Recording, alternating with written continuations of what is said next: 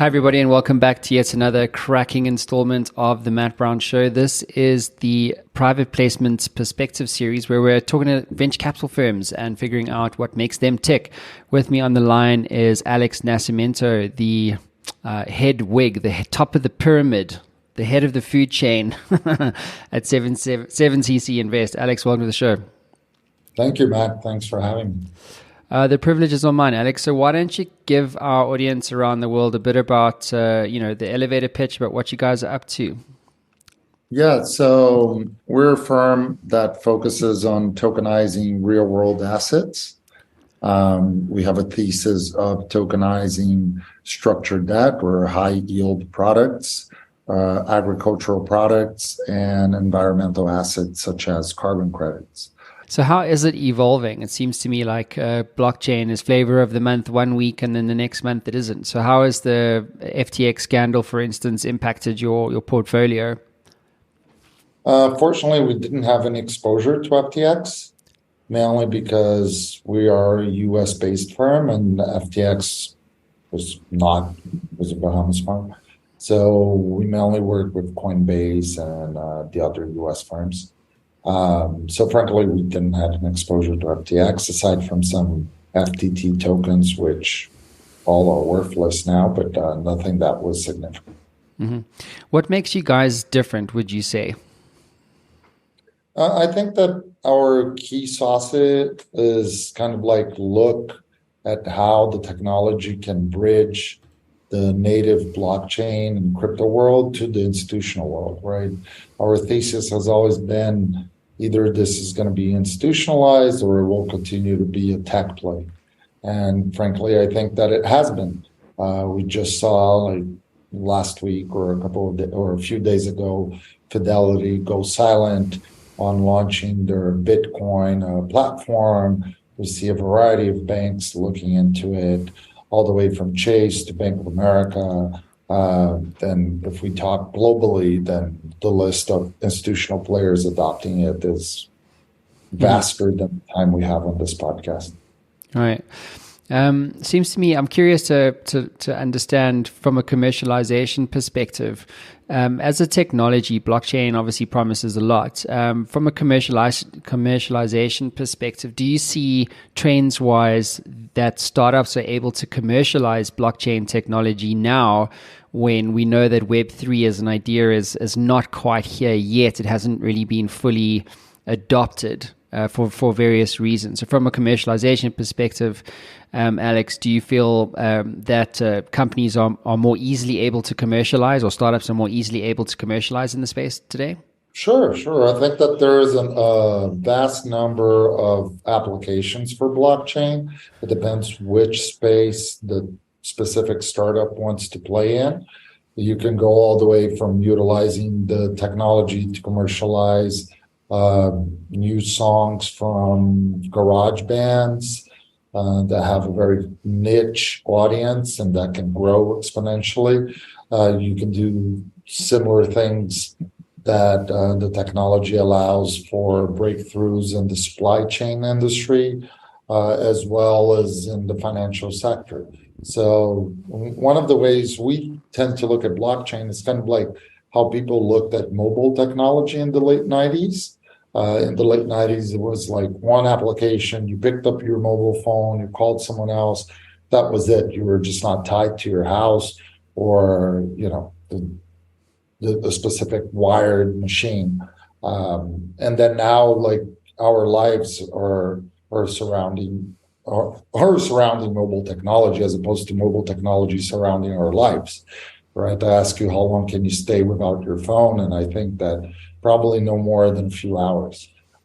So we believe that blockchain technology will be the next and massive adopted technology, like mobile technology was in the 2000s and 2010 and 2020.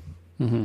So when do you feel like that's going to happen? Because that's the question I know a lot of us are curious to know. Like, when is this blockchain wave going, the actual technology adoption? I mean, not just the speculation over the Bitcoin price or Ethereum, whatever.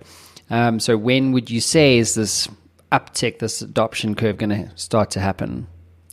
It's hard to pinpoint like a specific date, right? With any adoption of new tech, it involves a lot of different players that need to come together, especially like government, institutional players, early adopters, and so on and so forth, like retail and so forth. But we we've seen in the past, call it 10 years, um, really like the technology really taking space, right? In 2012, people would talk about Bitcoin like if it was magic internet money. And today is a financial asset that is distributed and commercialized by some of the large institutions in the world. So if you say the industry has roughly, call it 10 years, maybe 12, if you really stretch it, I think this is the first uptick.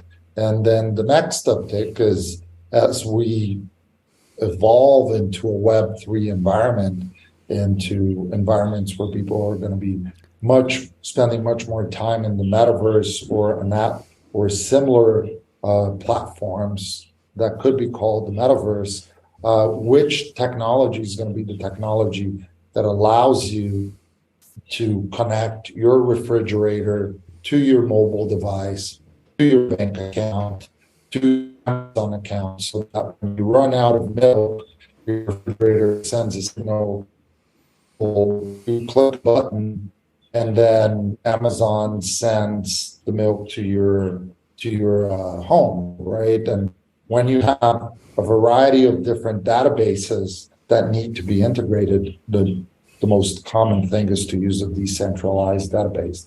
I would say we're not on Web3 today. I would say we are on Web 2.5. We're no longer on 2.0, and we're not yet at 3.0. But we're certainly somewhere in the middle. So if I would shoot a number, give it another 5, 10 years. Hmm. And that window of time is not a long time, right? Well, 10 years is, right? But 5 years, not so much. Yeah. So your fund, around 700 million, how much of that is actually institutional capital versus, say, just private LPs? Most of it.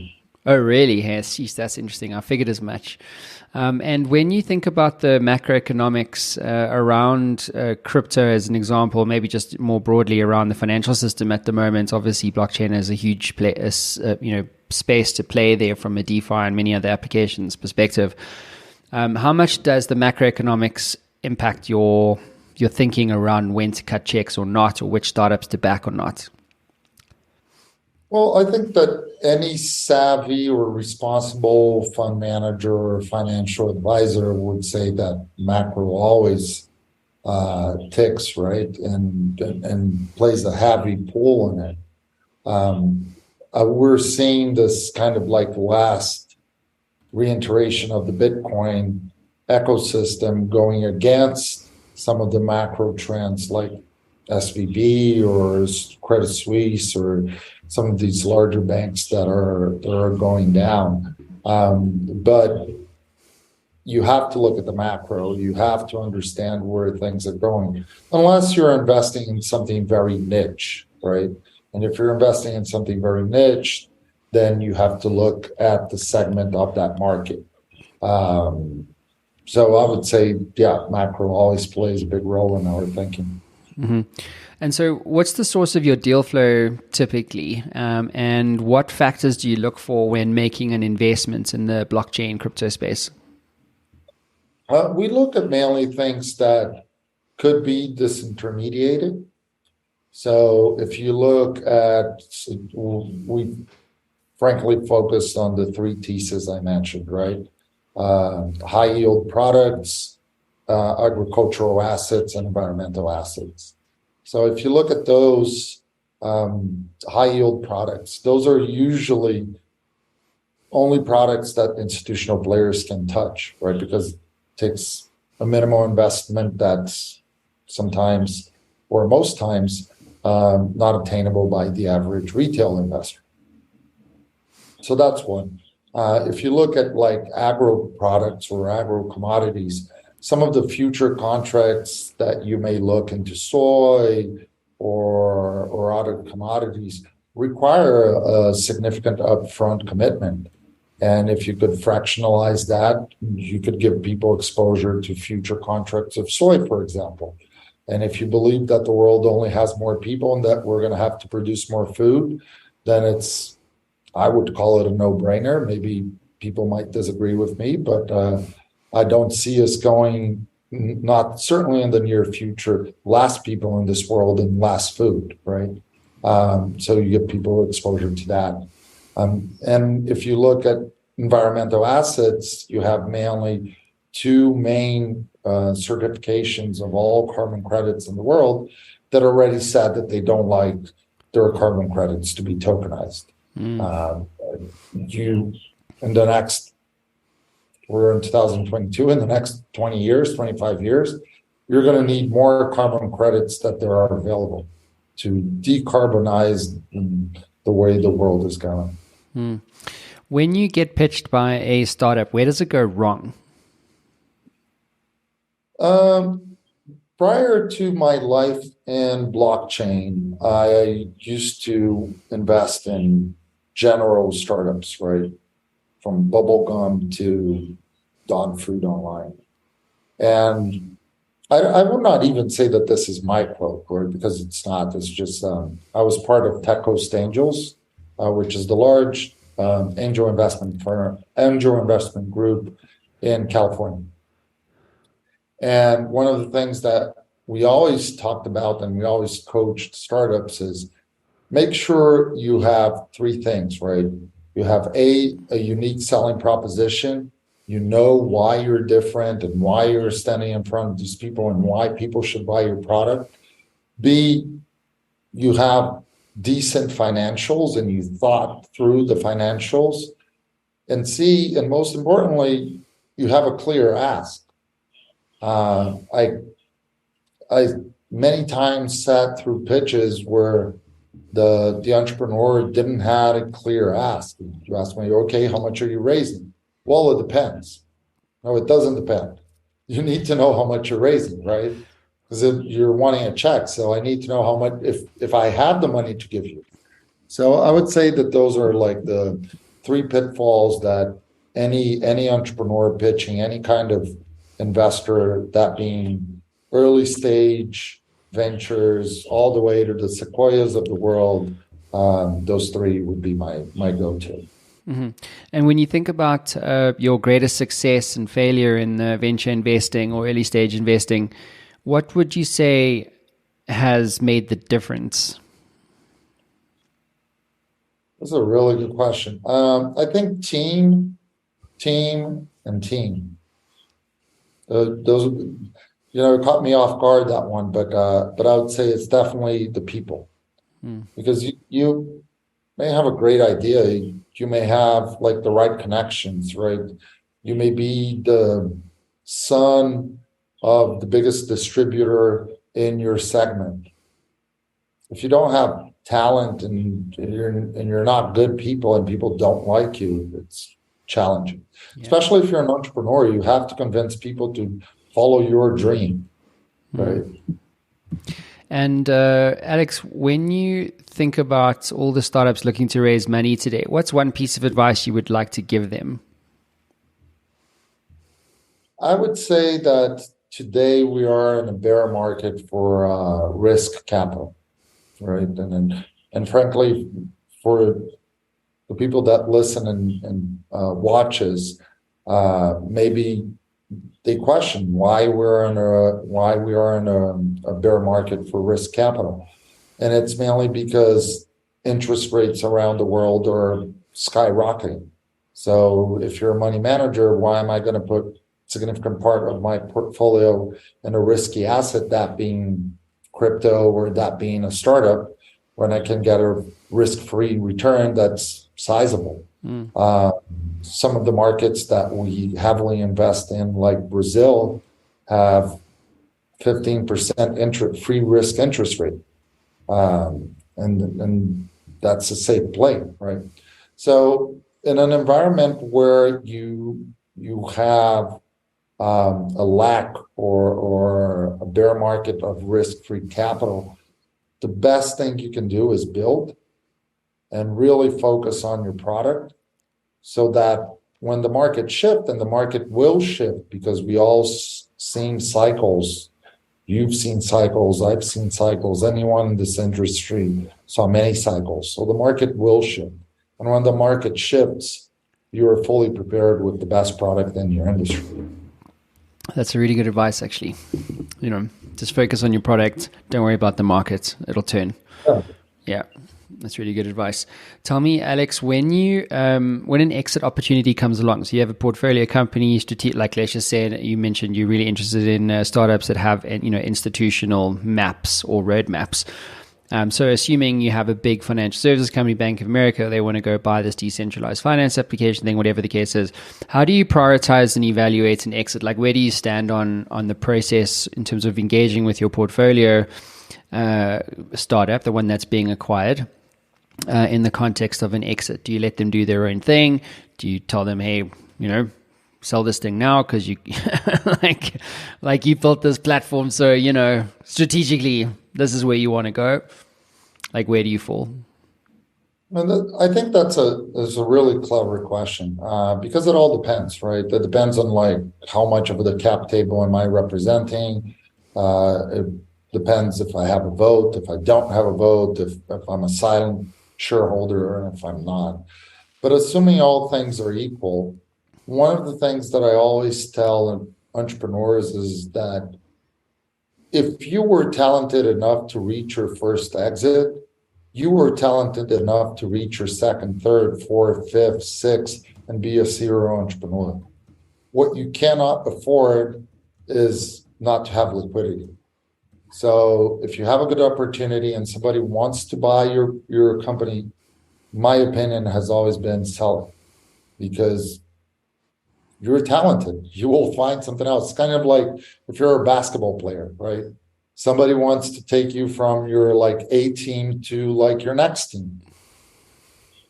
Okay, am I going to be tied to my first team, believing that my first team is going to be the world champion, or am I going to go play for another team?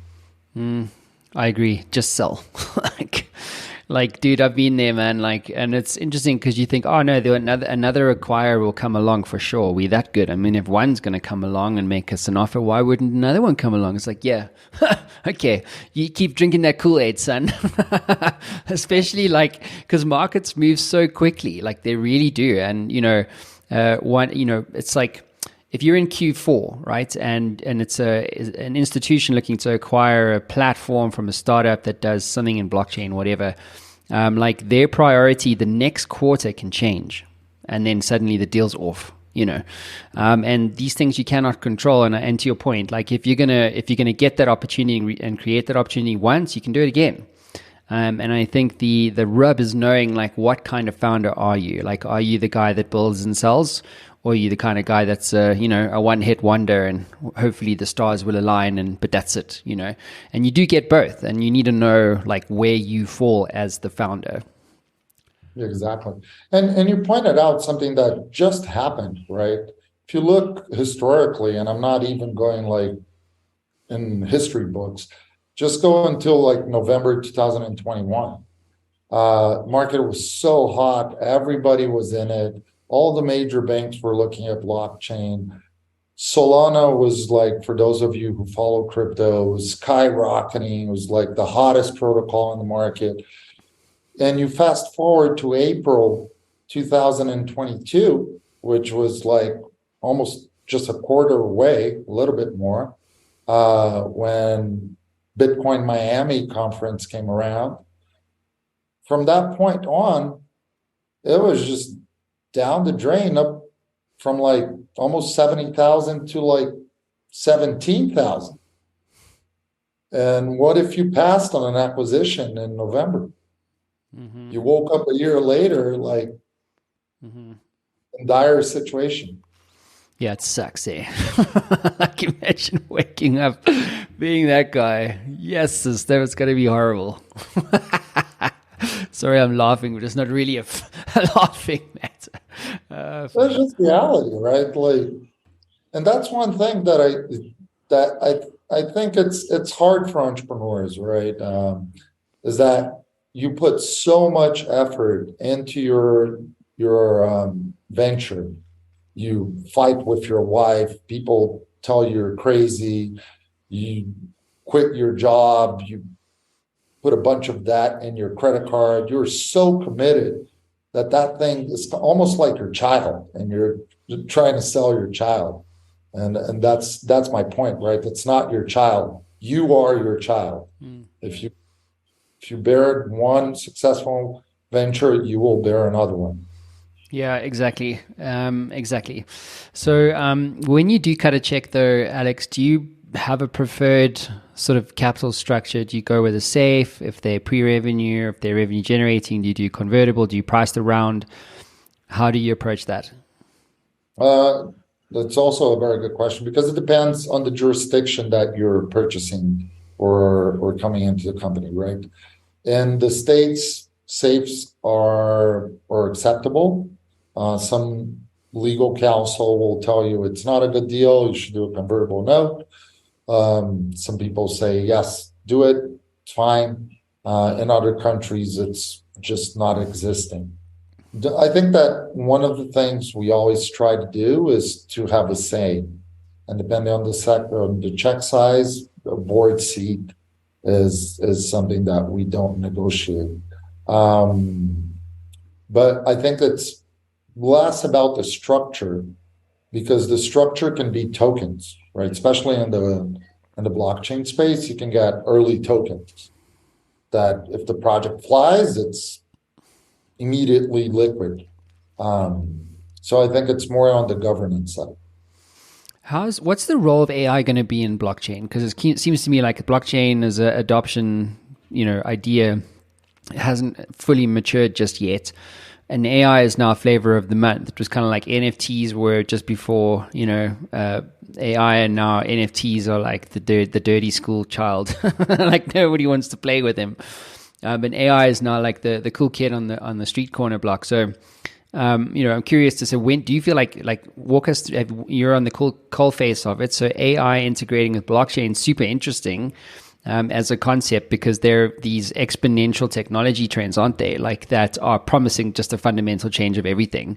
And I'm very curious to get your view. Like, how do you see those two technologies integrating or blending in the blockchain space? Like, what are some of the use cases that you see, from your portfolio potentially? Yeah, I think that it's almost scary what we're going through with AI, right? I'm a big fan of the movie The Matrix, and I think that The Matrix really arrived. So I frankly scratch my head and try to figure out how to use AI for the benefit of the humankind.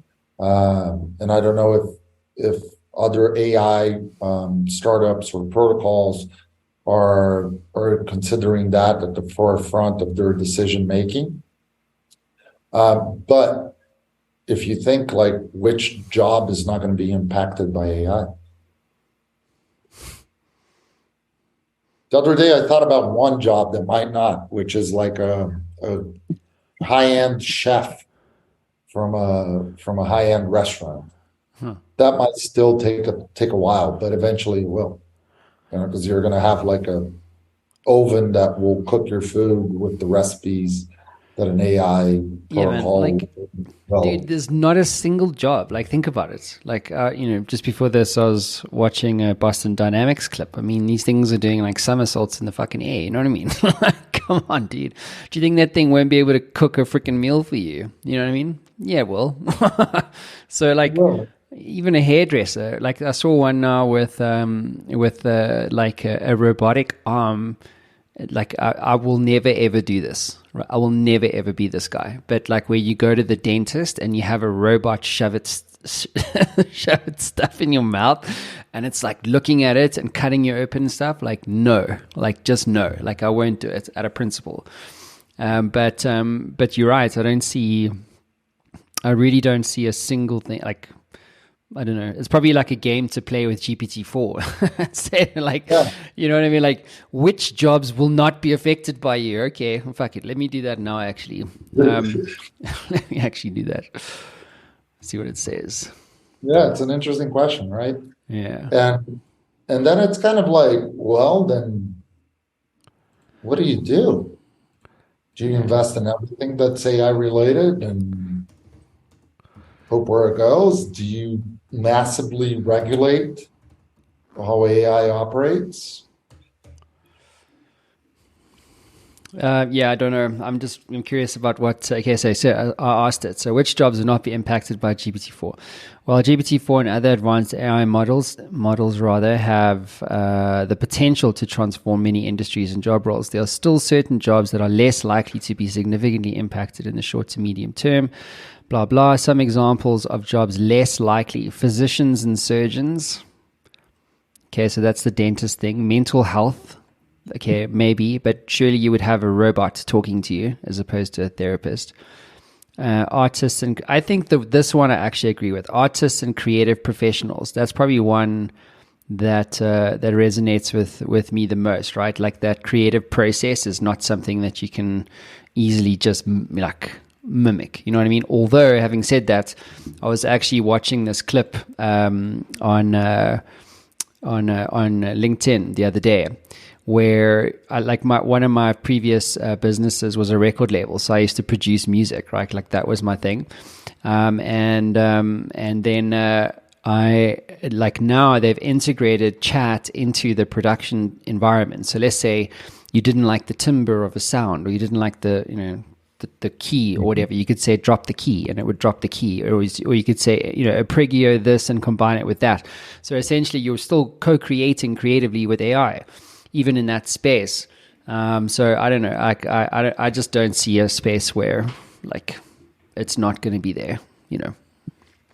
Yeah, I think you touched on a very interesting point. If you assume that there isn't going to be a space where you are not going to be affected by AI, then the only other option is to co-create, right? And then how some of the protocols and some of the startups infuse that kind of collaborative environment between AI and the human machine to drive even better products, better results. Yeah, maybe judges or lawyers, but depends on where you are, right? If you're in the States, then it's all based on previous claims, previous judgments. So yeah, the numbers, and okay, I got you. you're done. So, Alex, when you think about the world of venture capital, we mentioned 10 years being a long way away, 5 years not so long. But when you think in the next 10 years, how do you see the world of venture capital evolving, potentially even through the use of AI? Yeah, I think that we're going to see what we saw in the blockchain space, right? And this is it's something that I think a lot about. When I first started doing this, you looked at things from bottom up. You looked at a early stage company that were two people in a garage with a great idea, a pitch deck, and a convincing story, right? And you would back them, and they would go and they would develop a prototype, an MVP, and that thing would halfway work, and then put a little bit more money, it would work better. Then you did the right product market fit, and you struggled around there until you pivot the product or the service so that it would fit the needs of the market and the demand of the market. And as that scaled, that company went to a growth stage and a growth venture funding, and it would eventually hit an IPO or an exit or a merger. And then 2016, 17 came along, and you kind of turned that upside down because it was no longer bottom up, it was top down, right? You had one PDF, and sometimes you look, and people who are curious, just look at the first early ICO documents. They were Word documents, and they were raising if not hundreds, tens of millions of dollars on a Word PDF. because you were so decentralized and people were so interconnected that the $10 from a million people is $10 million. So I think that later stage companies will continue to see this kind of more institutional game because they're needed. So you're in a different path of growth where you need that kind of institutional hand holding and modeling, but 80% of the venture capital world will be in the hands of the people. Very interesting idea, hey? And tell me, what are you struggling with, or what keeps you up at night when you think about the world of venture capital? The AI question is one that certainly keeps me up at night, and the way it's getting adopted and the implications of what's going to happen.